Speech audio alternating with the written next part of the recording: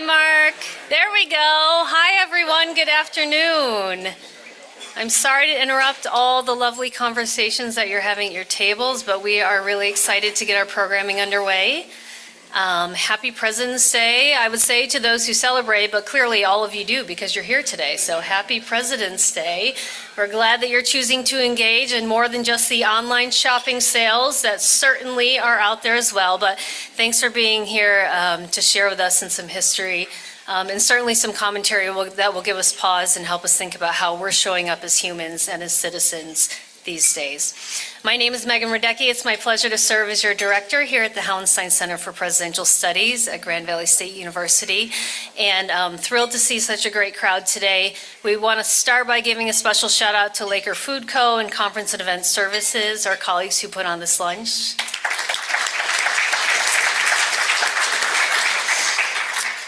And I also just want to say thanks and a welcome to our Hauenstein Center members. We have advisory cabinet members here. We have students from our Cook Leadership Academy. Can our fellows raise their hands if they're in the room? Here's the future of our ethical and effective leaders here today. And we also have a number of guests. We have some returning guests. We have some friends from the Daughters of the American Revolution who were with us, who are returning. So happy to see them. And privilege of the director, I want to give a special hello to my neighbors Cindy and Mike, who I think stepped out for a minute. But, we always want to remind you, invite the people you know to come to our programming. I think you all enjoy it. I think you all learn something. And everyone can be interested in what we do. So bring a guest, bring a friend, talk to your neighbors the next time you're out shoveling snow like I do. So Cindy and Mike, glad to see you here. As many of you know, we're here today inspired by the life and legacy of Colonel Ralph Hauenstein, who sort of endowed us with the mission of raising a community of ethical and effective leaders for the 21st century. We carry out our mission by offering public programming like this, and also through the work that we do through the Peter C. Cook Leadership Academy. It's long been our tradition to focus on a particular aspect of the presidency or the history of our presidents on President's Day, and today is no exception as we think about the very timely topic of how our nation's leaders have assessed conflict and gone to war. As we get our program going, I'd like to introduce an extraordinary leader from our Peter C. Cook Leadership Academy, Caleb Warple, to share his leadership minute and introduce our featured speaker. Let me tell you a little bit about Caleb. Caleb Warple is a communications graduate student at Grand Valley State University and an Air Force veteran whose career has centered on service and communication. He earned his undergraduate degree in multimedia journalism and now serves as a community outreach specialist with Ottawa County Veteran Services, supporting veterans through outreach, advocacy, and partnership building. He also serves on the board of directors for the West Michigan Veterans Coalition, contributing to regional efforts to strengthen veteran services. His work is informed by lived experience and grounded in the values of family, service, and responsibility to others. Friends, join me in welcoming Caleb and thanking him for his service.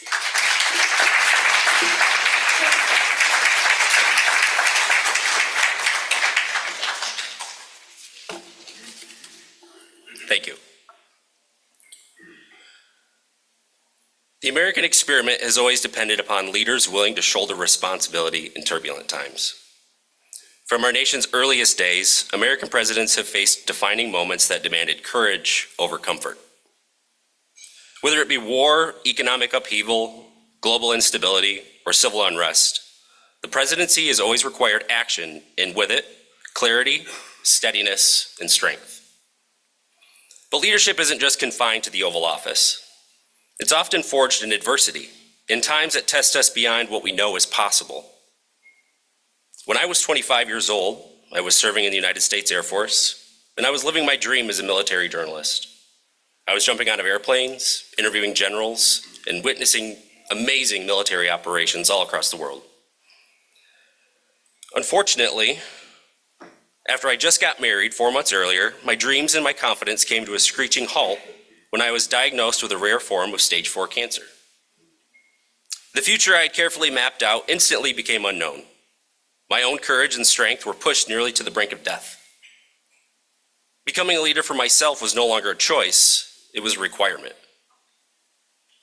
In that season of life, I learned what history has always shown us. Leadership shows its face when decisions are difficult and outcomes are uncertain. Leadership shows up during the crossroads of life. In these hard times, these crossroads, they almost never come with guarantees, but they always come with responsibility. Presidents know this all too well. We've seen them tested and forced to act in times of extreme circumstances, not because the moment is easy, but because the American people demand it. Every leader eventually reaches a crossroads where there is no perfect map and no perfect choice. Under extreme pressure, our spirits, our courage, and our character is tested and measured. So whether you're leading yourself through hardship or a divided nation at a crossroads, leadership is not revealed in comfort. It is revealed in the moments when the stakes are high and you choose courage over fear. My name is Caleb Warple, and I am a leader.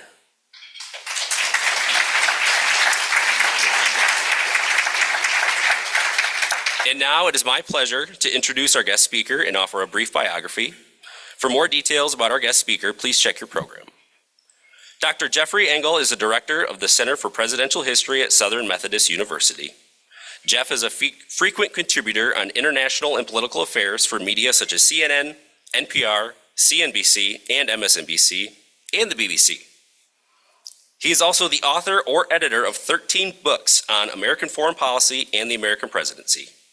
Please join me in welcoming Jeff to the stage.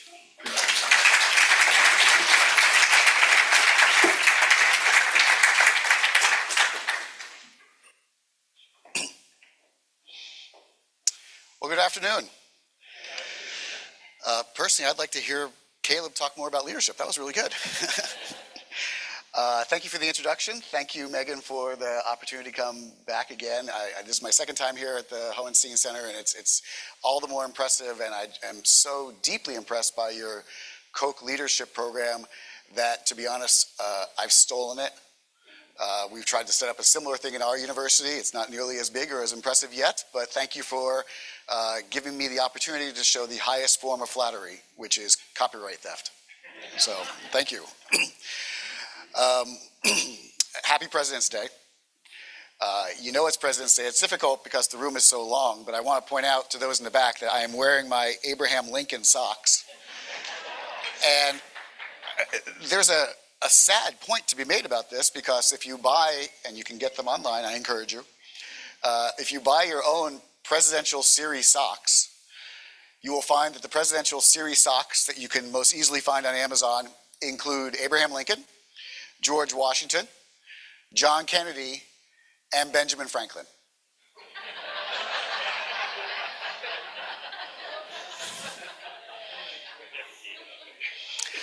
That may tell us all we need to know. There we go. Oh, I just turned it off. I meant to turn it. Oh, there we go. Okay. So today I want to talk to you about who Americans are, how the nature of being an American has changed over time, and how the way that people get to define who gets to be an American has changed over time, in large measure by looking at the ultimate distinction point for Americans, which is who we are not, who we fight. And to look at the ways in which American policymakers have over time, presidents especially, changed the nature of the way in which they identify who can and cannot be an American. There is no legal definition for that, of course. It's a moving target throughout all of American history. But who can and cannot be, and more importantly, when we choose to fight peoples across the world throughout history, going back all the way to George Washington, that are like us, we tend to fight them differently than when we fight people who are not like us. And again, I want to stress, the like us and not like us is a moving target across time. And we'll see that evolution as we discuss. I like to start with this picture. First of all, because it's starting at the middle of the story. This, of course, is Woodrow Wilson. And he is a key figure in the story because Woodrow Wilson gives us the articulation, the rhetoric, the language that every subsequent president has used, essentially fusing all the ideas that came together from the Revolution, from the Civil War, into an ideology of how America actually fights monsters abroad, not what you probably heard from the famous line from John Quincy Adams that America does not fight monsters abroad. It turns out Wilson tells us that's exactly what we do. Because when we fight peoples across the world, especially peoples who look like us, think like us, talk like us, pray like us, we find that we don't like fighting them. Why? Because they too could be American. That's the whole point, isn't it? That anybody who shows up on the shores at some point can become part of the American story. So when we are fighting peoples that look like us, talk like us, pray like us, it's much easier to say we're not fighting them, we're fighting their evil, corrupt leader. Their evil, corrupt leader who not only has brought us into the war, but who has brought them into the war, that other peoples need liberation as well. Wilson articulates this, and I'll explain this further, but I do always like to point out, just since we're a history-focused group, that this is a marvelous picture. I'm sure you recognize everyone on the stage there. Woodrow Wilson, of course, wearing the white pants, holding a piece of paper. The gentleman on the far right, does anybody recognize the gentleman on the far right standing up? Yes, Franklin Roosevelt. You don't usually see him standing up. This obviously is during the Wilson administration before he was stricken with polio. The most fun character, of course, is a gentleman wearing the entire white suit on the left. Anybody recognize that gentleman?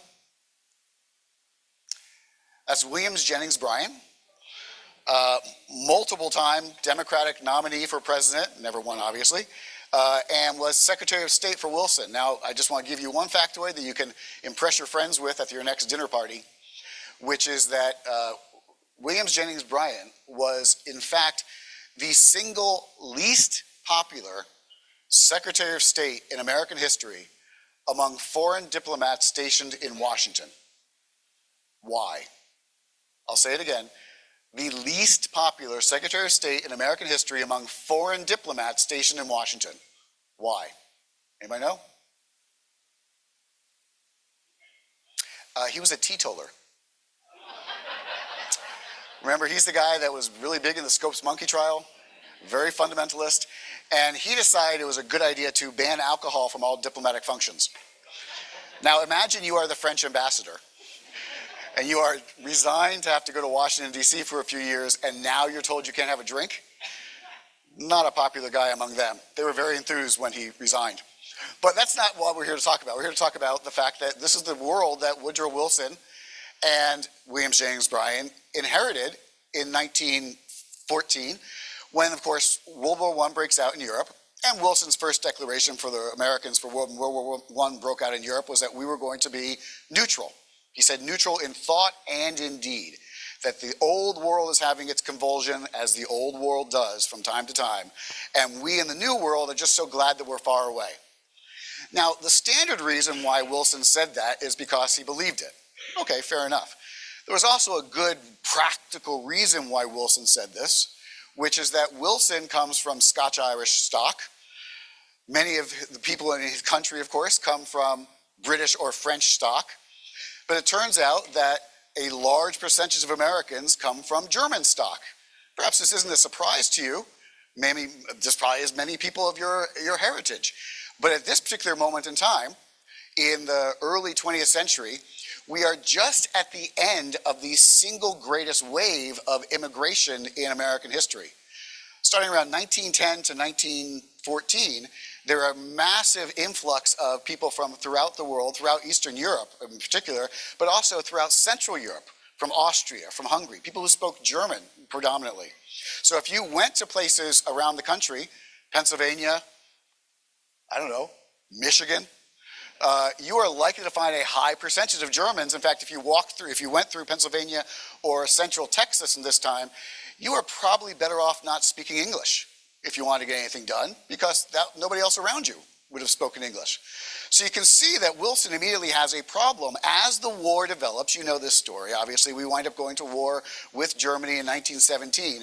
As the war develops, and as Americans begin to think about the fact that they are going to have to fight against a foreign peoples, many of whom are quite literally their brothers and cousins, Wilson simply does not have the option that, say, French or British leaders do, in that they could very easily say, the French or the British, hey, go kill some Germans, that'll be fun. Go kill the Hun, they're evil. Well, that doesn't work so well if your name is Schmidt. That doesn't work so well if you've just emigrated and you have cousins on the other side of the line. So Wilson develops this fascinating formulation where he explains, and you've seen the quote already, that we have no quarrel, he says, during his declaration of war speech in 1917. We have no quarrel with the German people. I'm going to paraphrase now. We like the German people. It's not their fault that their evil, despotic government, the Kaiser, sent them to war. In fact, he goes on, our role is to liberate those people, is to free them. This is part of the idea of making the world safe for democracy. It's also making the world safe for people to choose democracy, which means getting rid of autocracies and tyrants. Essentially, Wilson makes the entire American war effort about get the Kaiser, not get the Germans, not get the Krauts, not get the Huns. Get the Kaiser, and the war will end. And yes, it is unfortunate that you have to kill a lot of Germans on your way there, but war is not a fortunate experience in the first place. Now, this is critical because Wilson said we have no quarrel with the German people. And I'm going to run through a whole series of quotes right now, all of which make the same point, so I'll do it quickly, which is that Woodrow Wilson said this in 1917, we have no quarrel with the German people. Harry Truman said, we have no quarrel with the Soviet Union. Wait, there's more. Dwight Eisenhower, we have no quarrel with the Cuban people. Richard Nixon, we also have no quarrel with the Cuban people.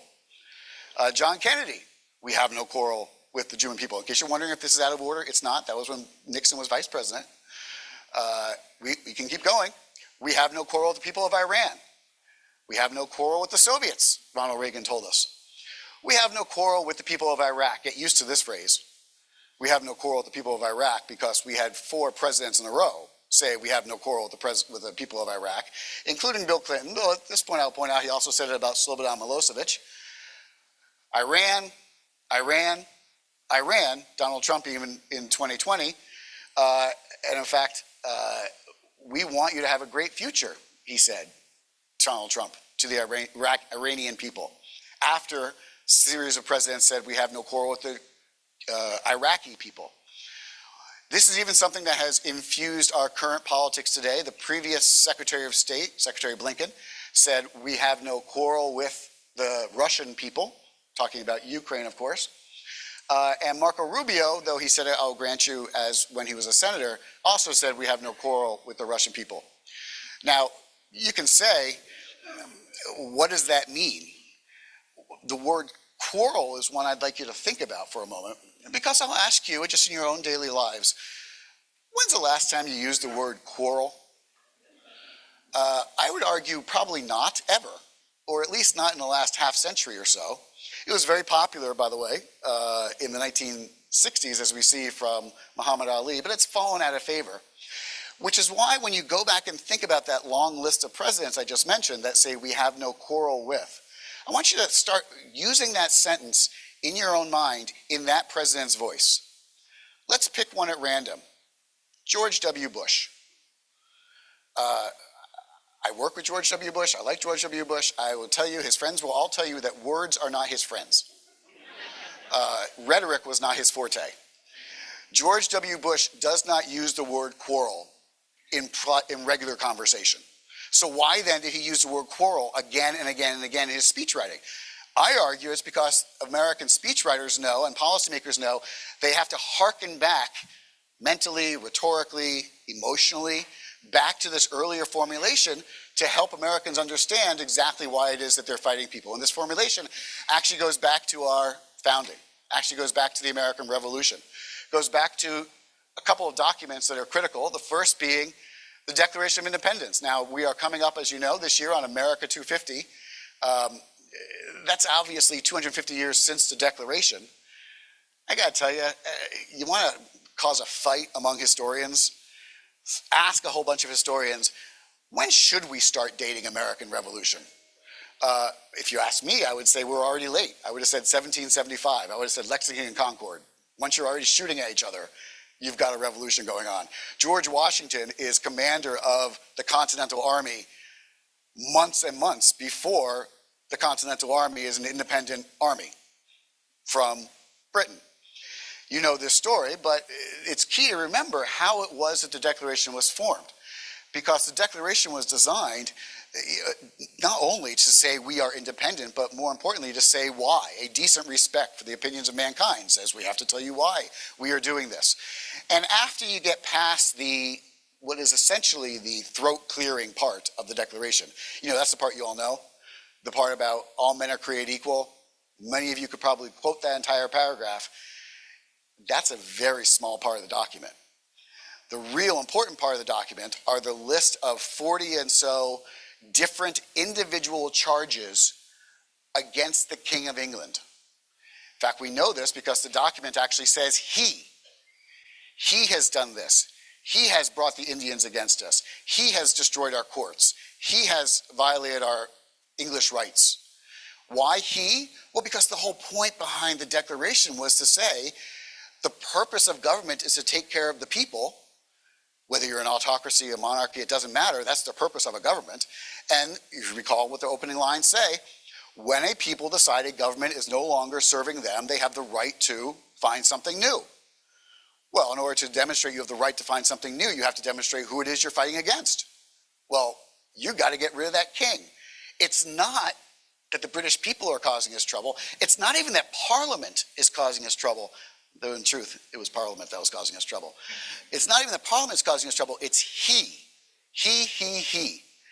In fact, when the Declaration was read throughout the country, and it was actually designed to be read aloud, that's why some of the language seems even a little odd, even when for those of us who are used to reading 18th century language, it's because this was designed to be a rhetorical document, not just something to be looked at.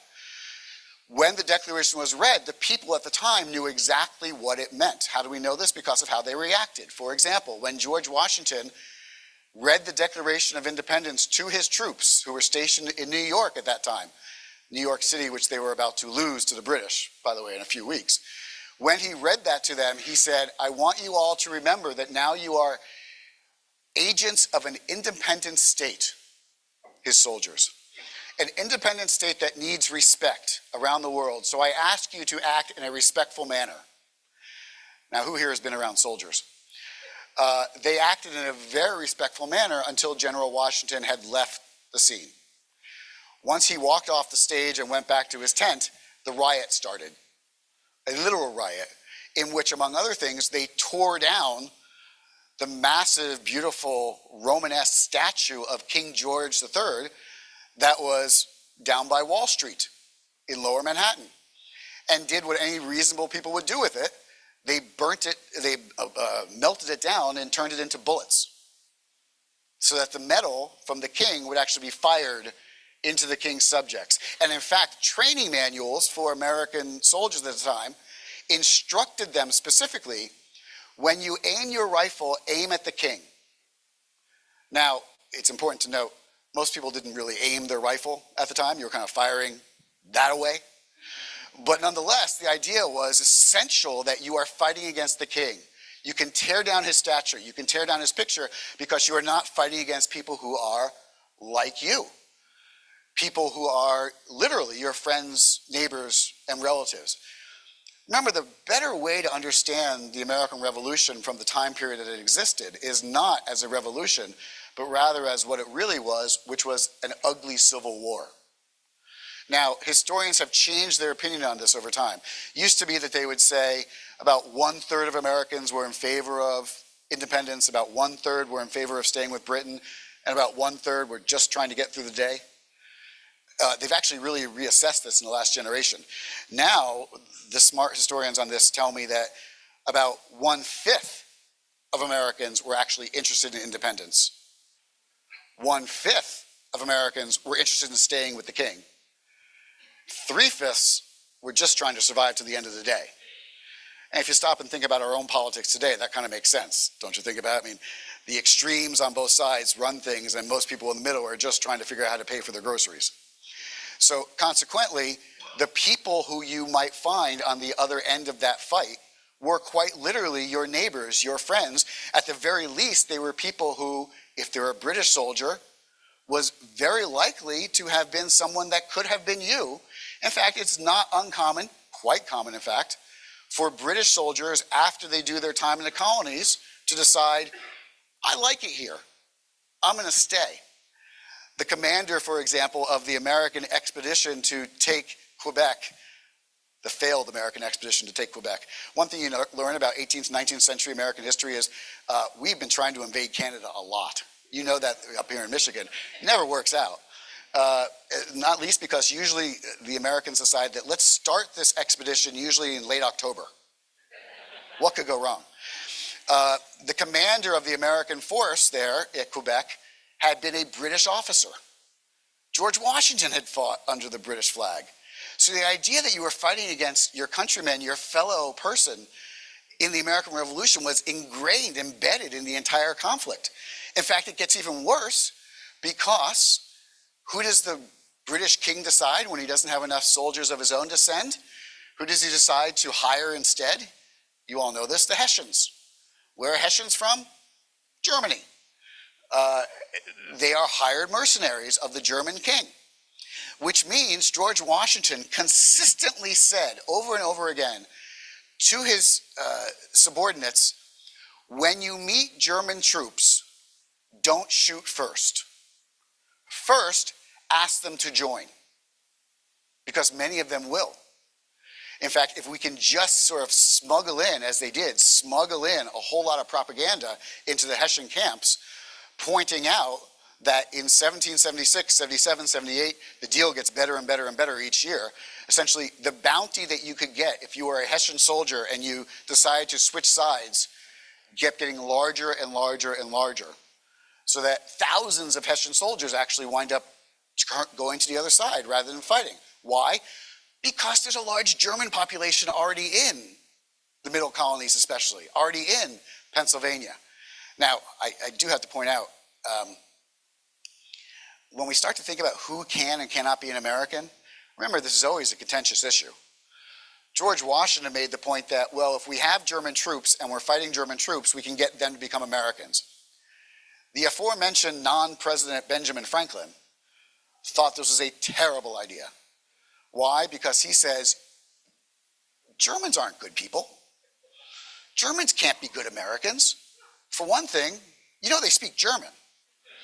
And if we keep going, Franklin says, the way we're going now and recruit more and more Germans over to our side, we're going to get in this terrible situation where English will not be the national language. We'll have to start printing everything in more than one tongue. And won't that be terrible? We won't have a country anymore.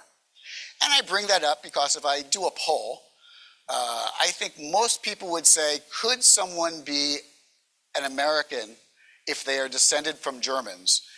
The answer is pretty much, yeah, we're pretty comfortable with that across the board.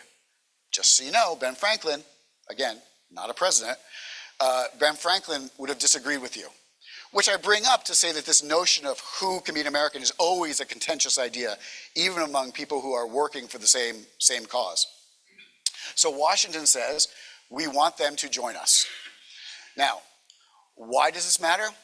Because this is exactly not what George Washington said when simultaneously giving orders to his commanders who were going out to fight Native Americans. You had time to read the aforementioned quotes. George Washington saying, bring the Germans over to our side. This is what George Washington said literally in the same week as those other quotes, talking to his commanders that were fighting Native Americans, in which he says, you will not even negotiate for peace. You will go and you will destroy their towns and run them out of our country. We don't even think, not only can Native Americans never be American, whatever American means at the time, but we don't even want them near us. They are so distinct. So it's really important to think about the fact that you have continental soldiers who on Tuesday could be trying to woo the enemy across the field, and on Wednesday, metaphorically speaking, would suddenly find themselves in a situation where they're not even supposed to take prisoners, where they're supposed to, as they termed it at the time, extirpate the population. Now, extirpate is one of those words that we don't use anymore. If you and I were going to use a word about what was going on, we might use exterminate. Well, extirpate actually is a very common word at the time because it has a slightly different meaning than exterminate. Exterminate means eliminate all. Extirpate means eliminate all in such a deep way that no one can ever come back again. Root out, if you will, the Native American populations and keep them from the good lands that proper, as George Washington saw it, German and Scotch and British and French Americans might want to take. Which of course brings us back to Woodrow Wilson, because we can suddenly see that Wilson's formulation, which evolves during the Civil War in the same way. During the Civil War, it was very common for both sides, North and South, to point out that they were fighting other Americans. Remember, the Confederate States of America still wanted to claim to be American, just not in the United States, but the American part was really important to them. Both sides, one might argue, were fighting essentially to uphold their vision of what the Declaration of Independence meant. Both sides were fighting to uphold essentially the Second Revolution, as both the Confederates and Abraham Lincoln saw it. Remember, Abraham Lincoln used to talk constantly about how we are having a new foundation of freedom, a new commemoration of independence. Think about the the Gettysburg Address. 70 years ago, we were founded upon a proposition. What is 70 years ago? Back to 1776, that all men are created equal, and now we are fighting for that proposition again. Jefferson Davis, by the way, said the exact same thing, just with a slightly different purpose. More than slightly, obviously. So it's important to note that both sides, North and South, essentially told their soldiers, you're fighting against the evil despots of the other side. In the North, it was, you're fighting against the slaveocracy, that small percentage of Southerners who actually own slaves and who are lying to their own people about the fact that their owning slaves is necessary for the bulk of Southern society to survive. And the South, they flipped it up and said, well, you are fighting against that aristocracy of the North, the international aristocracy led, if you will, by people who think immigration is a good idea, and also people like Abraham Lincoln, who was certainly no aristocrat, but Abraham Lincoln, who was overeducated. Now think about that as a joke for a second. Abraham Lincoln never went to school, but he was eloquent, so he was overeducated. That these are people who are essentially trying to make the common man suffer. And if only you would wake up, common man of the North or common man of the South, and realize that your leaders are betraying you and are oppressing you, well, then you would really understand what this fight was about. And again, how can we see this play out? Now, we know the Civil War, as hardly needs to be mentioned, was incredibly violent and incredibly bloody. Historians actually keep revising up the number of people who we think died in the Civil War. Looking out and being completely stereotypical in how I look at this crowd, I'm betting most of you, when you went to school, learned that about 600,000 people died in the Civil War. We don't teach that anymore. Now we teach about 850,000 died. Why? Because the 600,000 were the ones we had records for. The 800,000 are ones that if you use better computers, you can realize that there are more people missing from the census of 1870 than the census of 1860 than there should be. Where are those people? Where did they go? We know where they went, and we know what happened to them. Can't tell you the specifics, but we know in aggregate. So the Civil War is a terrible, terrible, bloody thing, but for the most part, there are always exceptions, but for the most part, you don't hear about a lot of atrocities when American soldiers capture other American soldiers. Yes, you've all heard about the horrible conditions in prison camps, especially southern prison camps like Andersonville. What you must understand is that places like Andersonville, where prisoners were starved, where they were not starved because they were American, they were starved because the South had no food. And who are you going to give your food to first? Your frontline soldiers or prisoners? So it is an awful thing that happened in the prison camps, but that was not the intent, if you will, of the government to treat people poorly. Unless, and again, here's where the conversation gets a little uncomfortable, the only scenes that we have of genuine atrocities in the Civil War are when Union troops fought against Native Americans, actually up in Wisconsin and Michigan, and also actually less so Michigan, more Wisconsin.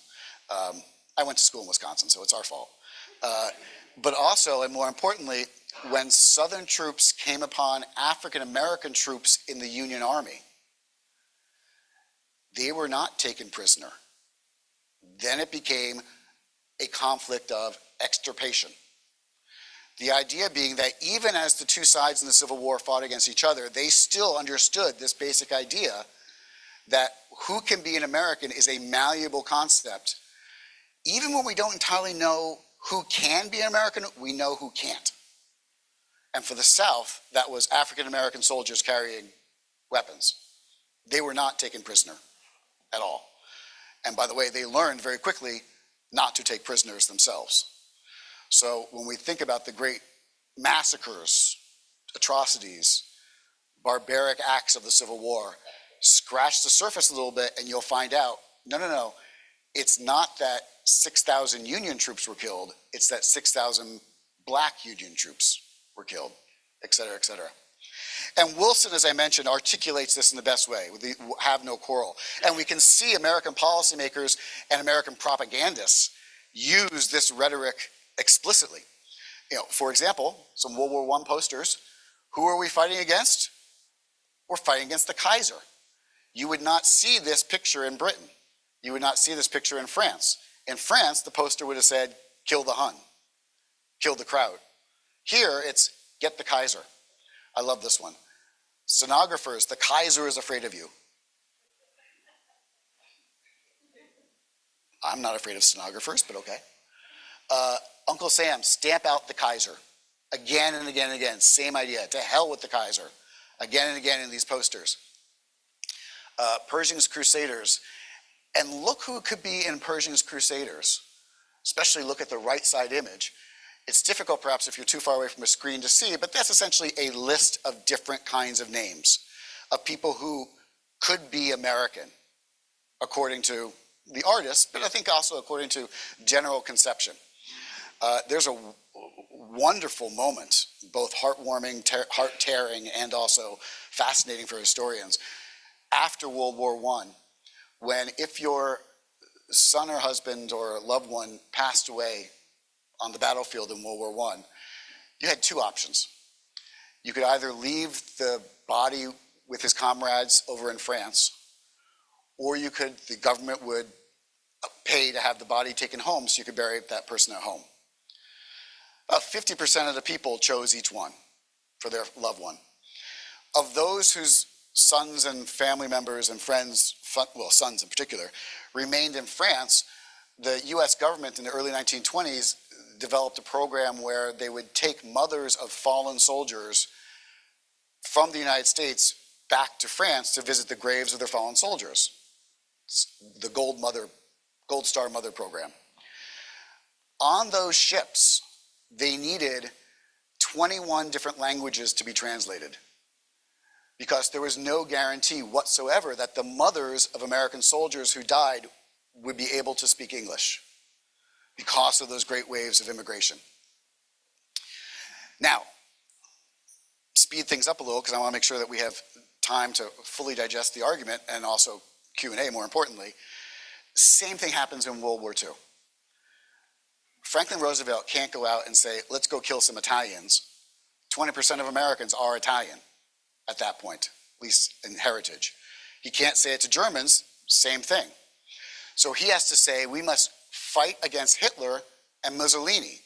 He says this again and again and again and again, and propagandists pick this up as well, so that Americans are told throughout the great debate of the pre-war period, when the war had already started, but Americans weren't sure if they were going to join or not, all the way through 1945, Americans are told consistently, you are fighting Hitler.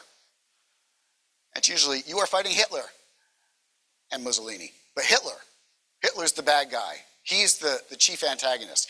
And sometimes you would see them say, Hitler and the Nazis. But you will never, ever, ever, ever, ever find an American policymaker who didn't lose their job the next day, who said, you must go kill Germans. It just doesn't work. You can see Hitler is the image that we're using in all shapes and fashions.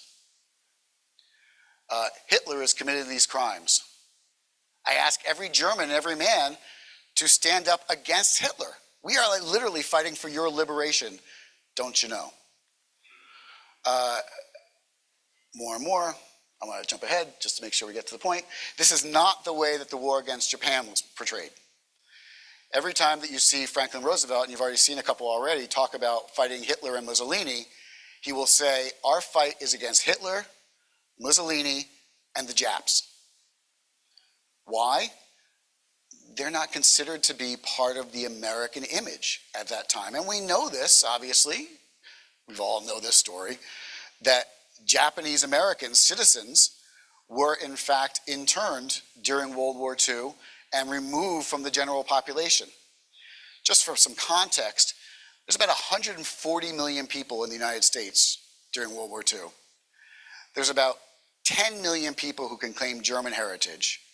There's about 9.5 million who can claim Italian heritage. There's about 100,000 who can claim Japanese heritage. So the idea, unless you were living in Hawaii, which by the way is not America, right? It's still a colony. Unless you're living in Hawaii or in Southern California, the odds that you've ever met a Japanese person are remarkably low in the United States.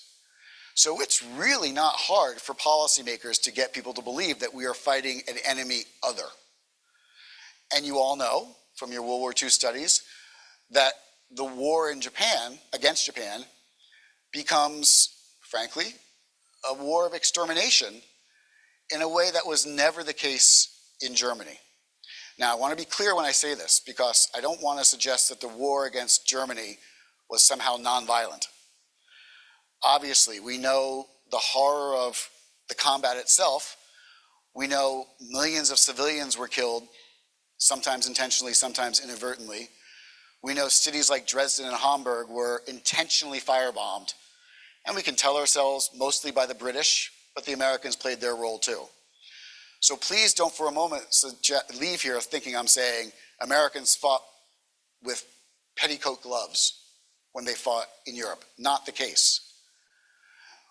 But the enthusiasm, the intent of the killing was different in Germany, I would argue, than it was in Japan. How do we know this? We know this in the most horrible of ways.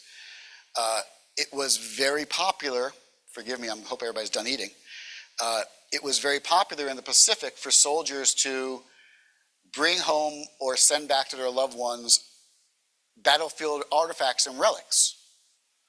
For example, Japanese skulls or ashtrays made from Japanese soldiers' bones, et cetera, et cetera. You can imagine everything that you might get.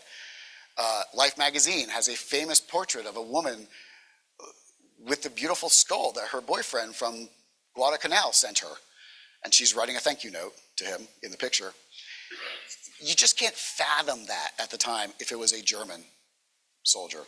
It just didn't happen. So it demonstrates that when we fight someone, again, who is like us, we fight them to liberate. When we fight someone who is not like us, whether they're Native American, African American, or now Japanese, we fight to extirpate them. And the propaganda imagery makes the same point over and over again. That's not the Japanese emperor. That's not Hirohito or Tojo, the prime minister. That is a random caricature, if you will, of a Japanese soldier. And if you look, stay on the job until every murdering Jap is wiped out. You would not print or see a poster that says, keep fighting till all the Germans are dead. You would see one that says, keep fighting till Hitler is dead and the Germans are free. Why does this matter? This matters not only as a piece of history, but I think this also matters because it deeply informs how we choose our enemies today and how we describe our enemies today. For a variety of reasons, the first being the Cold War. That is to say, the Cold War is an ideological conflict, which means oftentimes, think about the wars you know from the Cold War, the Vietnam War, the Korean War. The United States was fighting essentially for half a country against the other half. The language of extirpation simply wouldn't work. You can't tell a soldier or a poster go kill all the Vietnamese when you're actually fighting for half the country. Just doesn't make any logical sense. Same for Korea.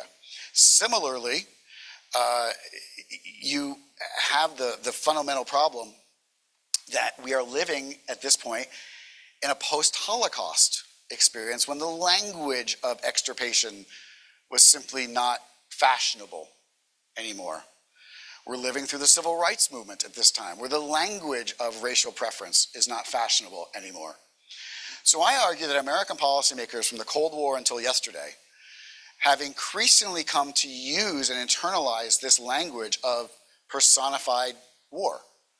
Who do we fight against? We're not fighting against the Iraqis. Why? There's a big Iraqi population in the United States. That could be awkward, so no, we're going to fight to liberate the Iraqis, so that people here can be proud to say, I rescued my friend and neighbor, or I know an Iraqi and I rescued their family. I know Afghanis, etc., etc., etc. But there's a problem embedded in this. And the problem, I think, is that American policymakers, and you can see it best, ironically, in this movie, Saving Private Ryan, which I'm sure most of you have seen, comes out in the 1990s during the greatest generation phase of American hagiography. Saving Private Ryan, which has a wonderful scene in it. My favorite scene in the whole movie is when Tom Hanks, as the captain, is walking along with his soldiers, and as you recall, all the soldiers are unhappy about the mission they have to do. They don't understand why they have to risk their own lives to rescue somebody else. Aren't we all supposed to be equal, et cetera, et cetera. And they're bitching and moaning, as soldiers do, and Tom Hanks makes the point that you can bitch to me, but I don't care, I'm the captain. And then the sniper starts talking. The sniper is my favorite character in the movie. You may recall, and I encourage you to go back and look at this online, the sniper says, "Sir, I have a point to make." Tom Hanks says, "Yes, what is it?" He says, "Sir, this is a bad use of military resources." He says, "Sir, I am a trained weapon of war. Put me within 1 mile of Adolf Hitler with a clean line of sight, and boom, the war's over." And what's interesting is everyone in the platoon says, "Yeah, if we could just kill Hitler, that would end the war." By the way, that movie's from the 90s, so it tells us more about what people thought in the 90s. This is the way American policymakers, I would argue, approach the war on terror. If we can just get rid of the leadership, just get Osama bin Laden, just get the key terrorist leaders, the whole system will crumble. 20 years, we found out that's not the way it actually worked. Similarly with Iraq. What was the titular purpose of the war in Iraq in 2003? Well, you know, it was because Saddam Hussein had weapons of mass destruction. That was the rationale, the original rationale. How did the war in Iraq actually begin? It's hard to remember now, but the actual first conflict, first shot, if you will, of 2003 wasn't the shock and awe campaign that we were all told to expect. It was instead a very targeted assassination attempt with cruise missiles, but an assassination attempt against Saddam Hussein at a place called Dora Farms. The American intelligence community had actionable intelligence that he was there that night, and George Bush and his commanders made the decision to try to kill Saddam Hussein, after offering him exile, by the way, to kill Saddam Hussein because then the war wouldn't need to happen. Now I ask you, think through the logic of this.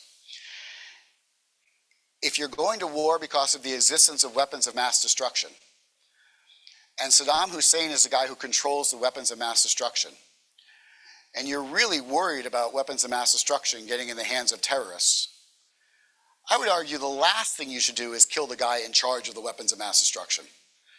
Because the last thing you want is for there to be no control over those things, to be sold to the highest bidder. And we can see this again and again and again in American policy today.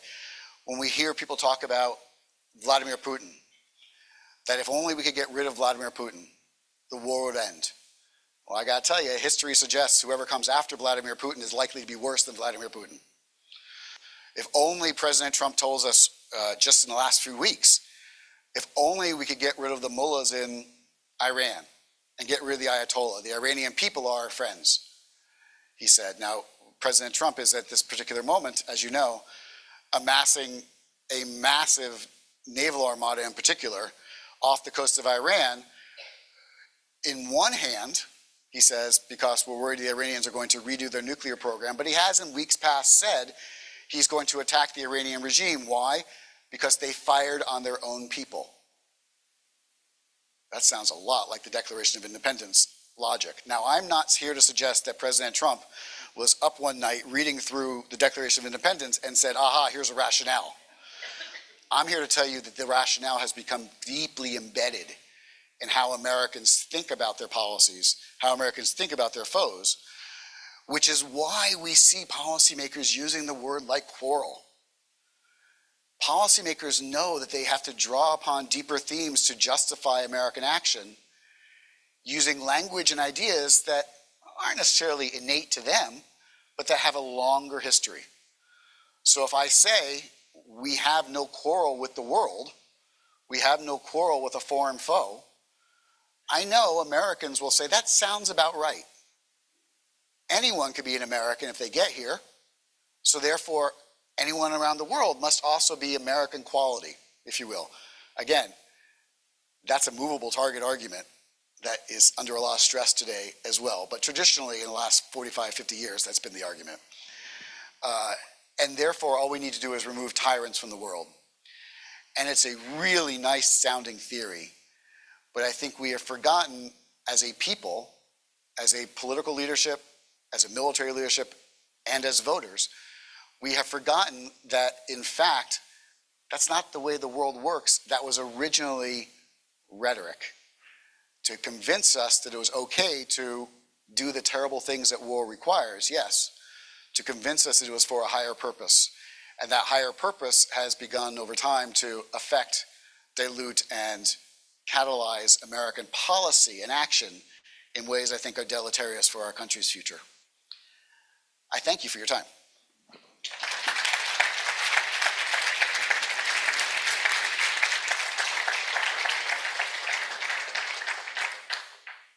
We have about 10 to 15 minutes for some Q&A. We'll have a mic up front and a mic in the back. Everybody loves a microphone, so raise your hand and I'm happy to come your way. All right, Joni. Let me say two things before you begin. The first is, I'm not from here, which means I'm leaving. And I have tenure. So ask me anything. I'm a volunteer at the Gerald R. Ford Museum, and you mentioned about your socks. The gift shop at the Ford Museum has presidential socks. Cool.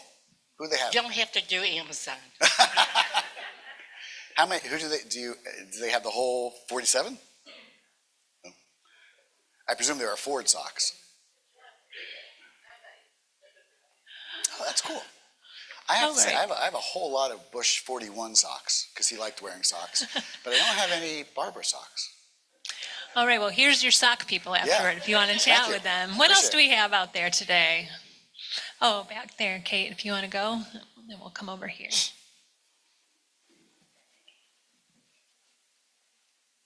Hi, thank you. So if taking out tyrants isn't the best strategy, what is the best path for moving forward with peace and prosperity? And how should we be teaching our generation of leaders? I think we need to teach. I think one of the things that we've learned in the post-Cold War period is something that we tried to forget, which is that nationalism, religion, ethnicity are really powerful forces.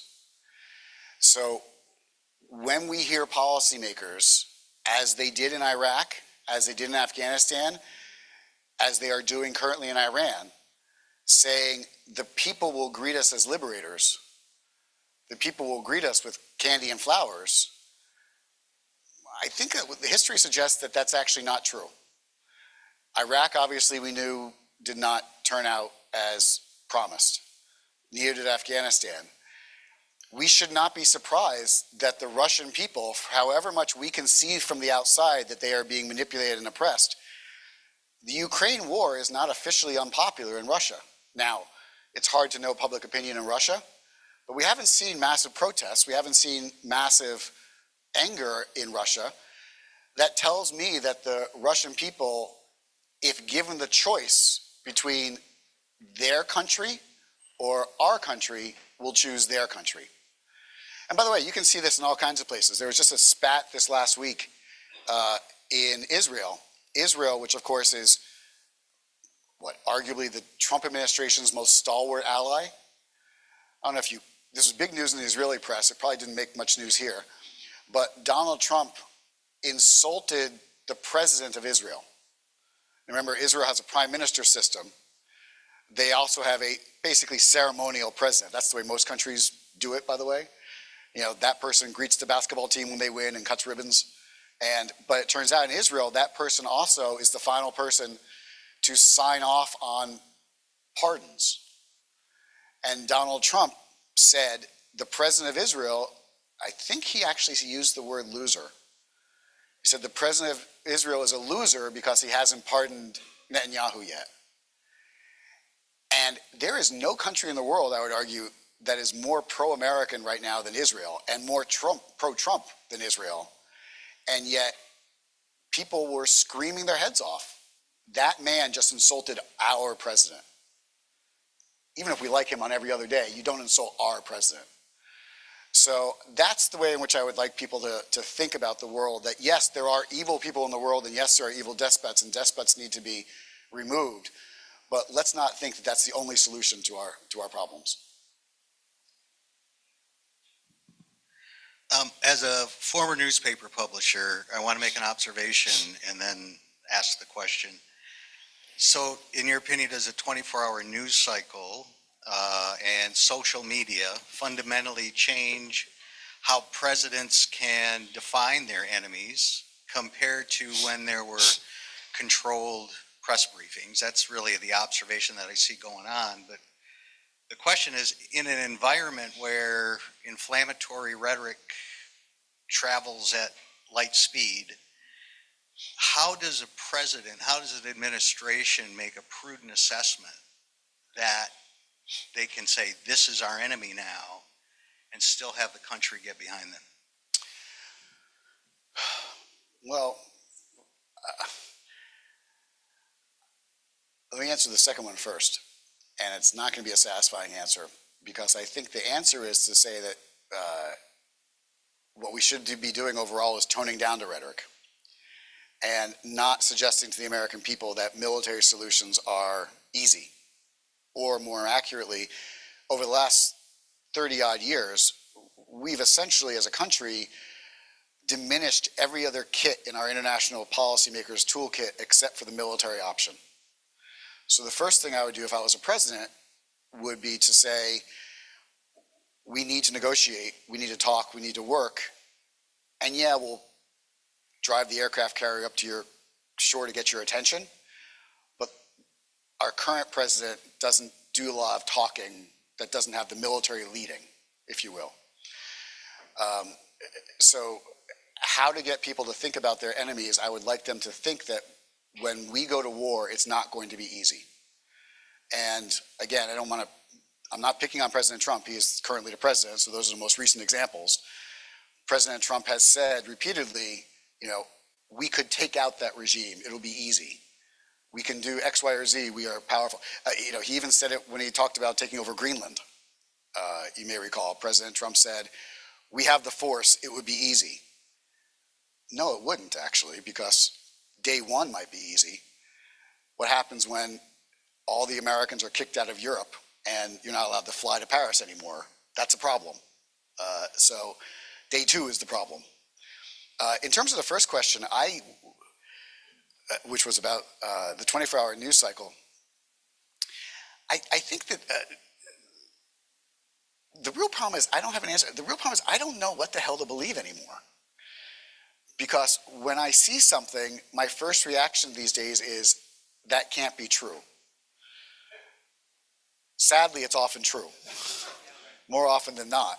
But the sentences that we write today as people who talk about politics are beyond comprehension.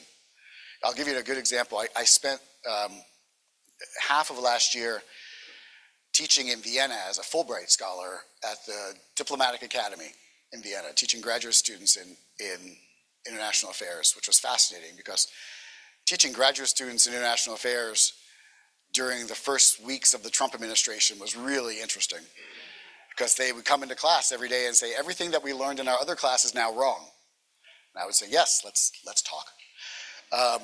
And one of the things that was wonderful about the Austrian system that would never work in an American university is that they, through social pressure alone, require all the professors to have lunch together every day. Boy, you want to see the murder rate go up at American campuses, have the professors have lunch with each other every day. But it seemed to work in Austria. It was a free meal. And one of my colleagues, maybe week 2 that I was there, turned to me and said, okay, Professor Engel, what do you think Europe's response should be when the United States uses military force to take over Greenland? And my first reaction was, that may be the stupidest question I've ever heard. Because I can't conceive, and I was like, oh, wait a minute. You know, actually, that's a non-zero chance. So it's very difficult to know, I think, when we're living in a world where things that we thought were impossible to conceive of are happening on a regular basis, and we are confronted with things that are obviously manipulated and AI and fake. I personally have no idea how to move forward with this. I have no answer to that question. Sorry. Hi, and thank you for coming. I was just wondering if you could speak on how you think this applies to the capturing of Nicolas Maduro. That's a great question. Thank you for asking that.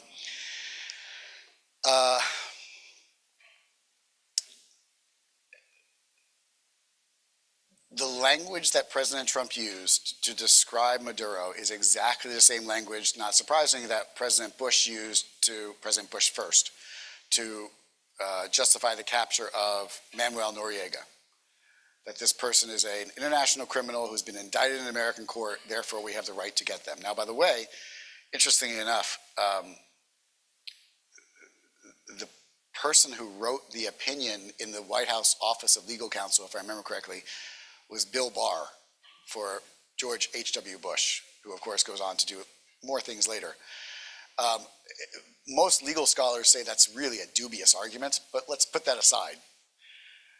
What President Trump said essentially was, if you get rid of this figurehead, then things will be fine. And I think what's been really interesting thus far is the only way that works is if the people who come in after Maduro are willing to kowtow to Washington, are willing to do whatever Washington says. And so far they seem to be doing that, to be honest. And I stand surprised. I didn't think that they would so easily buckle. I guess having, you know, the Delta Force steal your boss in the middle of the night gets your attention. What is interesting is that the rhetoric that Trump has used is exactly the same. And it remains to be seen when Trump says, I am the acting president of Venezuela. We know that doesn't play well in Venezuela or in the US because nationalism is a very strong factor in both directions. So I am curious to see how the rhetoric might change if the current regime chooses not to play along with the United States as they have thus far.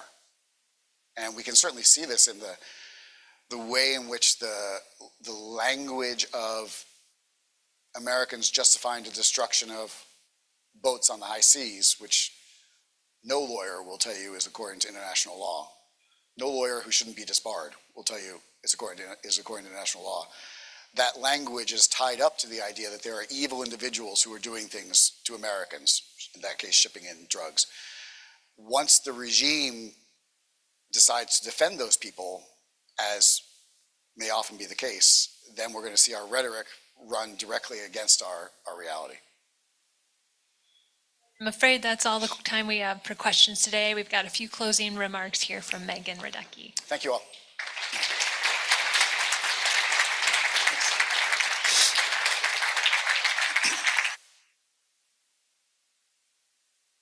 Well, I think we're all going to be digesting this lunch figuratively and literally for a bit of time. So I want to take some time to thank you all again for coming.